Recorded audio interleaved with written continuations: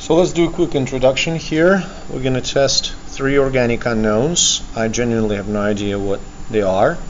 So we're going to separate alkanes, alkenes, aromatics, alcohols, aldehydes, and ketones based on their reaction. So alkanes are saturated and inert to most reagents from temperature as well as aromatics.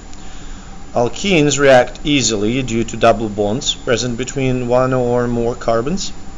Aldehydes, ketones, and alcohols can be separated from regular hydrocarbons because they're soluble in water due to the presence of oxygen. 2 common reactions that occur are reaction of substitution, reaction of addition. Substitution is the reaction in which a hydrogen atom is removed and replaced with a different atom. In addition reaction, atoms are added across the double bond, which results in a single bond. This does not require the removal of an atom, and this process goes much more readily than the substitution. So alkenes easily undergo addition reaction due to the double bond presence.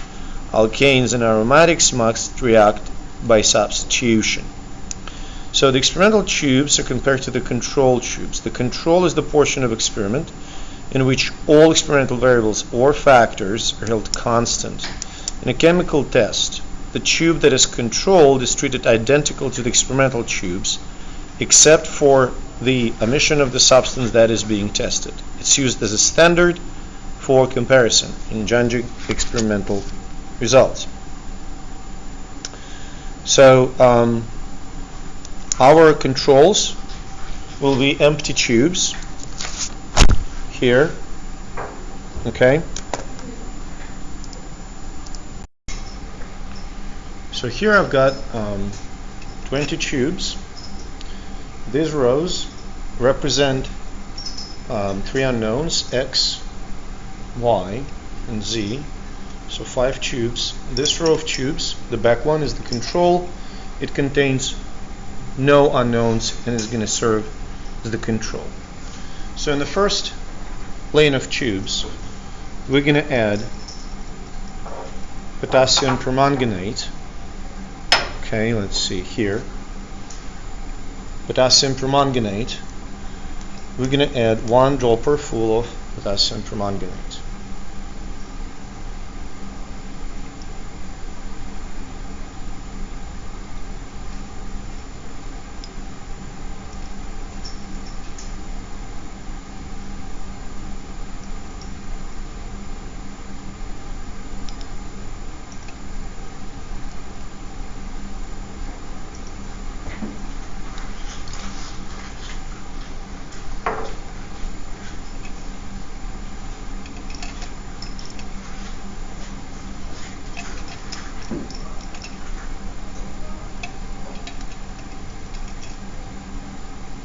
Now let it sit, and our next row will be 1 dropper full of dinitrophenyl hydrazine.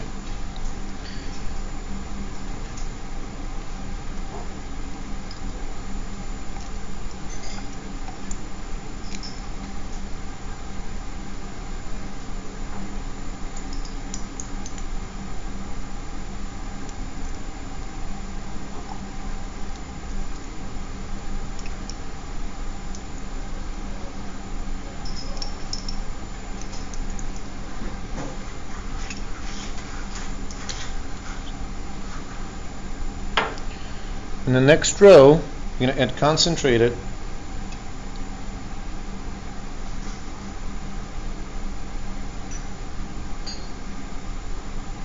sulfuric acid.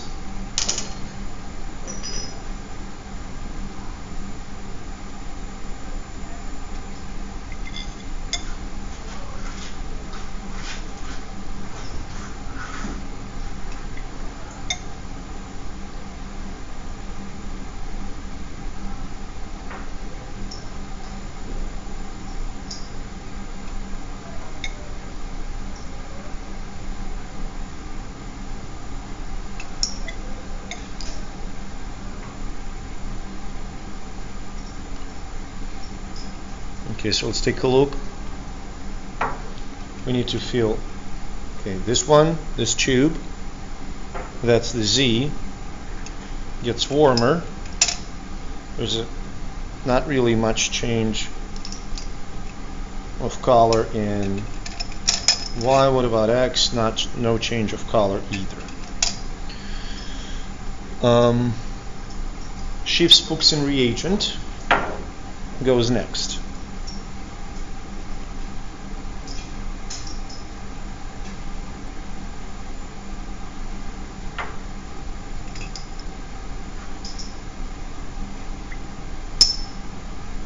I'm just checking for there's potential amount of response here. So this, we're gonna analyze the results a little bit later. Actually, I'm gonna place them in the water bath for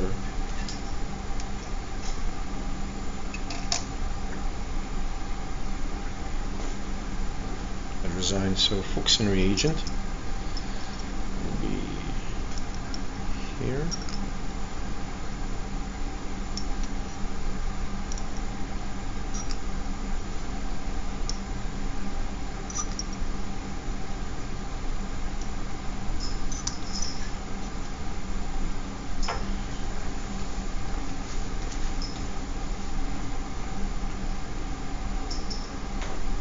And there's going to be a dropper full of water.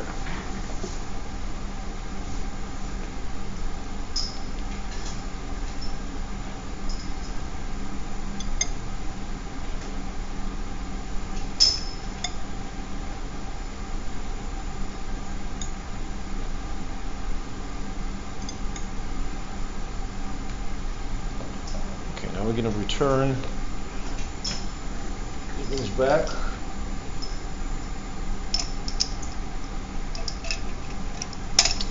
And let's take a look at our results. So what about Y, the reagent X? So this is the control, potassium permanganate, and this is the X. So there is some change in color, you can see it.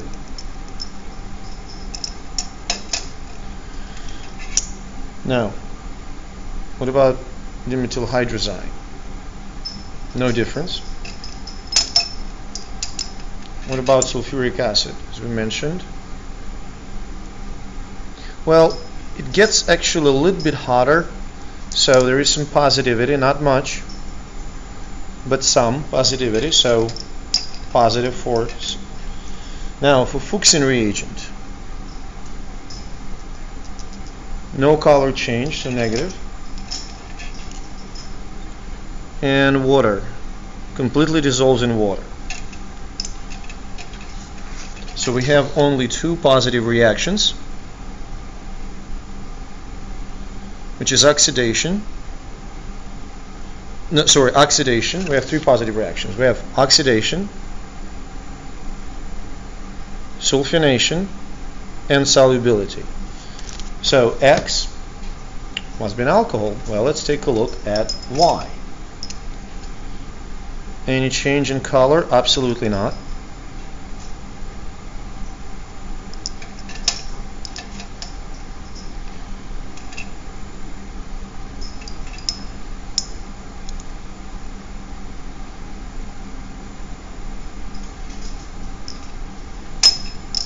Dimethyl nitrohydrazine, DBH. No change. Sulfuric acid, nothing, literally nothing. Even temperature doesn't change. Fuchsen, no color change.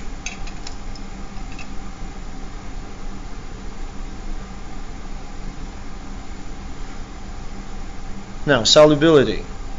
You see that the stuff that we added initially is now floating on top. So it's insoluble. All of them are negative. Y is alkane, all negative, and Y, all of them are negative. Now let's take a look at Z. Definitely change in oxidation, permanganate. And Fuchsen, I don't even need to pull control, absolutely change in sulfuric acid. Look, it's both warm and it's very much different from the control. Fuchsin reagent, there is some change. Let's put it this way. There is a change.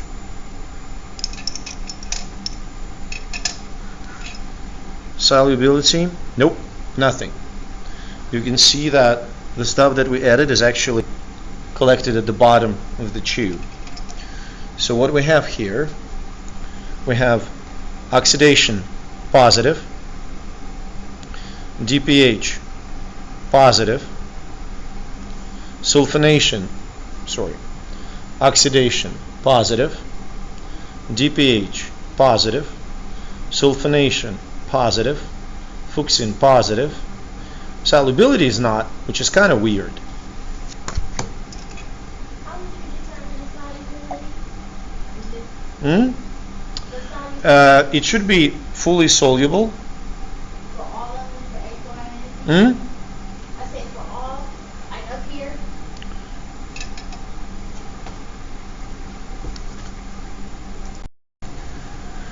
So as I mentioned, it's kind of weird that there's no row like this that would have all aldehyde specific responses positive, but then would have no solubility. But turns out this is a big aromatic aldehyde which is not soluble in water but possesses all the typical aldehyde properties. So to kind of at the end of the day, X was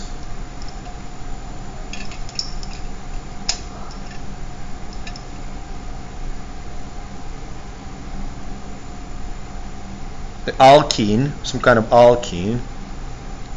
Y was alcohol of a kind, we don't know which one. Yes, alcohol. And Z was an aldehyde. So which functional groups were the most reactive? We had aldehyde group and alcohol group. Alkenes react by addition. We didn't compare aldehydes and ketones, but aldehydes are more reactive than alcohols.